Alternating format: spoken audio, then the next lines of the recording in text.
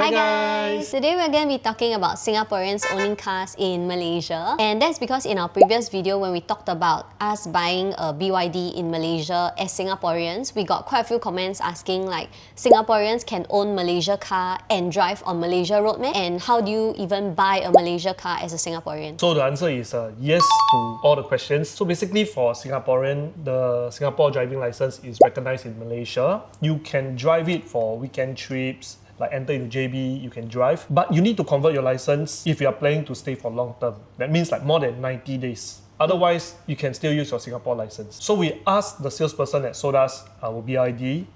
He mentioned that foreigners can buy any car in Malaysia without any special visa. So you can come in as a tourist visa, you can buy a car that you want. Initially, we thought that for foreigner, if you want to buy a car in Malaysia, because you don't have any local employment, you pay slip or anything, you can only pay the car in full cash or just buy the car outright. But then somebody corrected us in the comment saying that he himself lives in Malaysia as a Singaporean and he can actually use his Singapore payslip to buy the car and then to get the car loan as well. All in all, you can either like full cash pay for the car or you can actually get the car loan with your Singapore payslip. So now comes the question of why are Singaporeans looking to buy cars in Malaysia? I think the biggest difference is that we have this thing in Singapore called COE, Certificate of Entitlement. For those that don't know, COE is actually a certificate to drive the car in Singapore and it has a max tenure of 10 years. So if you buy the car without the COE, you can't drive the car in Singapore. You need to have the COE to drive. And then after 10 years,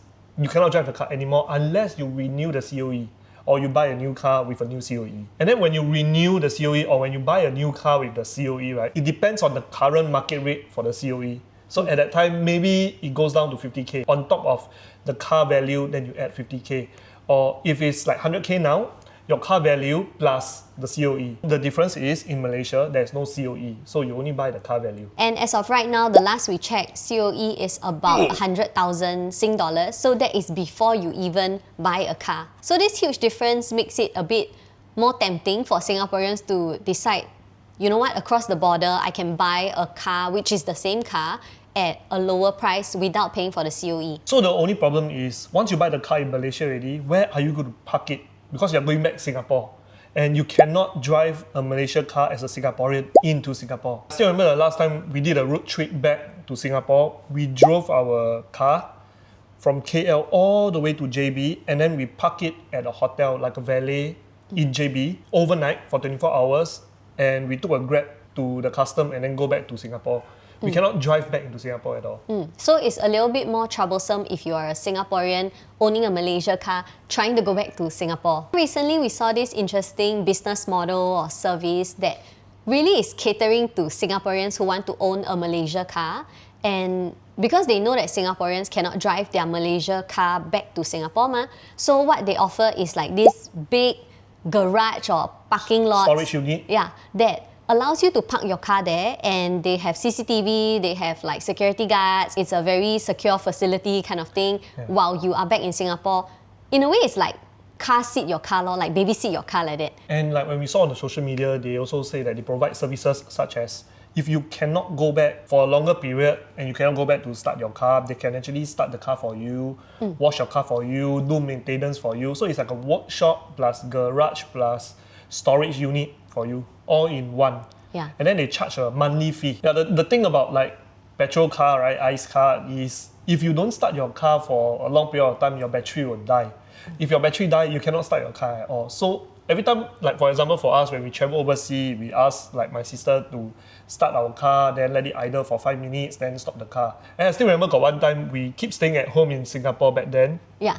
We didn't go out of the house at all. Okay, for 2 weeks, for 2 weeks plus. Then when I go downstairs, right, I cannot start my car. Have to ask the tow truck to come and tow the car to our friend's workshop and then change the battery. Then I have to pay like $300 just for that. So I think this service is actually quite reassuring and quite good. And the fee they charge is on a monthly basis. So it's like a maintenance fee. They charge about 300 RM all the way up to 1,000 over RM. I think depending on which Service you choose. Yeah, which service you choose or how atas it is. They got this different option, you know, one is aircon garage.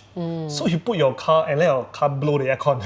Yeah. And then one is a normal like room temperature one. Room temperature. Yeah.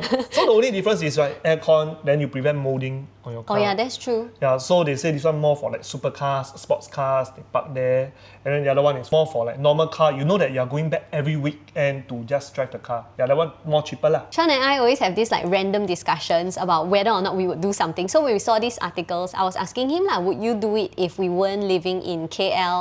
And we'll share our thoughts with you guys. And maybe you guys can also share with us in the comments, right, whether or not you think this is a good decision or whether or not you would do it. Thinking back when we were in Singapore, we stayed in Yishun and we were not the type to always like go to JB. You know, a lot of Singaporeans always go to JB, but we always stay at home. So I think we've only been to JB like twice to do banking stuff. It was not a routine for us. But I feel like if we are the type that always, you know, want to go to JB or like to explore different parts of Malaysia back when we were staying in Singapore, right? I think this could be really fun because like it's something for the family to look forward to at the end of the week. You can go for maybe road trips in Malaysia. You can own a big car, you know. Then you can put a lot of your stuff inside, pillows or blanket, and then the kids can have snacks inside the car, which maybe if you were to book a Grab or rent a car, it will be hard to transport things here and there whenever you go for weekend trips. So will you do it? Yeah, if I always frequent JB or like Malacca or whatnot, I would. I think for me, I would do it if I have not much commitment in Singapore. Like say for example, if I own a car in Singapore already, then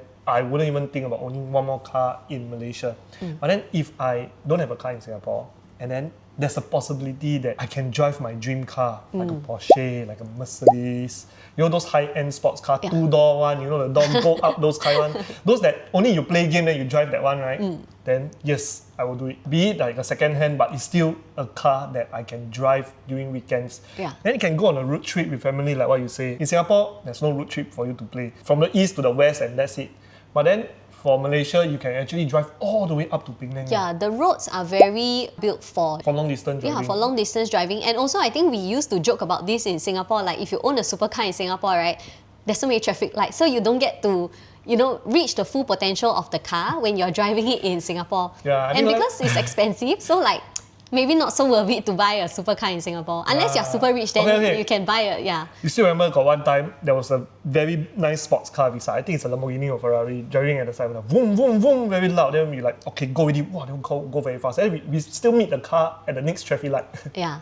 And then the other thing is, right, the petrol in Singapore. If you want to drive like this kind of car, it drains a lot of petrol also. Yeah. And I still remember there was one time we drove our Singapore car into Malaysia, to JB, to meet our friend. Our friend got a condo there. So what we did was we drove our car to our friend's condo, parked at his parking lot, and then he picked us up using his Malaysia car to go here and there.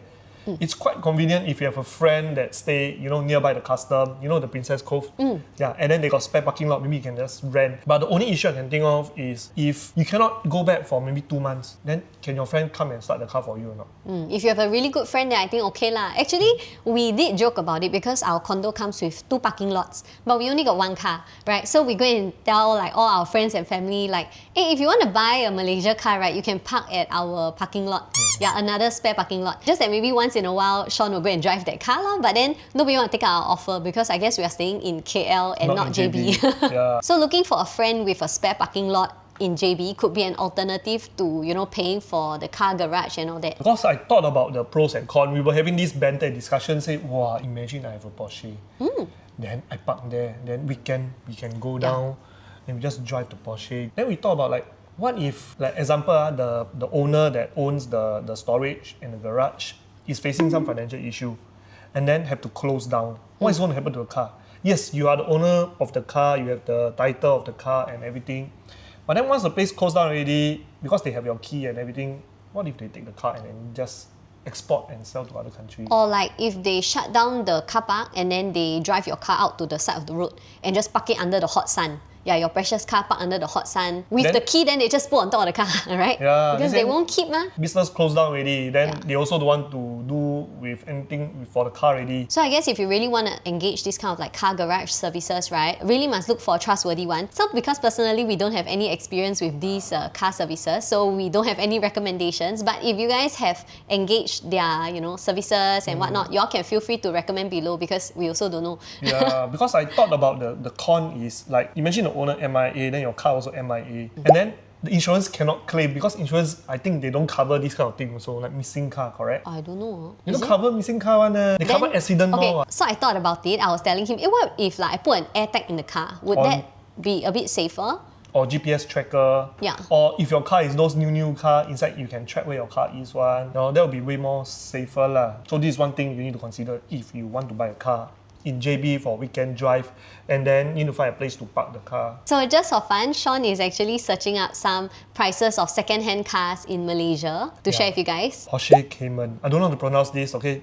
2011 car, 50 kilometer mileage at 134k. Wow, we can get this there actually. Oh my god. The price range is like 100 to 120k for the Porsche lah. Oh, then for a Ford Mustang, this is my dream car, Ford Mustang. Like when he play games, he always tell me, hey, look at this Ford Mustang. I love this Ford Mustang. Yeah, so for 2016 Ford Mustang, 139, so around 140k ringgit, all the way up to 200k, depending on the age of the car. Sean is getting tempted. Even Bentley also got 88k, all the way up to 100 plus k. To 1 million ringgit. Actually, honestly, for me, I don't know much about cars. I'm the type like car is A to B, gotta be safe. I remember when we were thinking about what car to buy, we were asking our Malaysian friend, he stays in Malaysia, and he was like, buy a Urus oh. Then we were like, what is Urus? I don't know what is Urus. Then he said, Lamborghini Urus. I'm just like, bro, because our friend owns a Lamborghini Urus, and we're like, how much is a Lamborghini Urus? I think it's like almost the same price. 1.7 million. Same price as a condo in Malaysia. Another thing that as a very kiasu wife thinks about is the safety of the car, because I think we mentioned in one of our previous videos before, in Singapore we leased a second-hand car before we bought our car lah. We leased it at 1,000 plus Sing dollar a month, and then it came with faulty brakes. So Sean got into an accident twice, and then we had to pay for a lot of the excess damages, and it wiped out his bank account twice. Yeah, sweet.